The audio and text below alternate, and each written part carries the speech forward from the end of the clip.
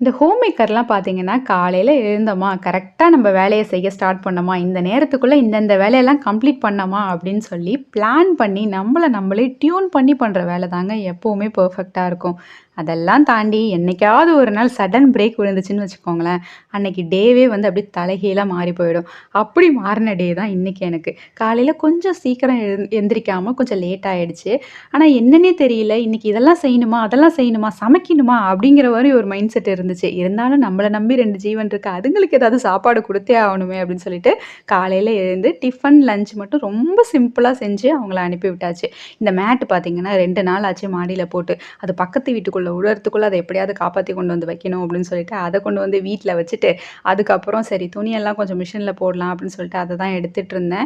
இந்த இடத்துல ட்ரெஸ்ஸ போடாதீங்கன்னு சொல்லி சொன்னா, அந்த இடத்துலயே தான் போய் ட்ரெஸ் எல்லாத்தையும் போட்டு வைக்கிறது. அத திட்டிக்கிட்டே அந்த ட்ரெஸ் எல்லாம் எடுத்துட்டு இருந்தேன்.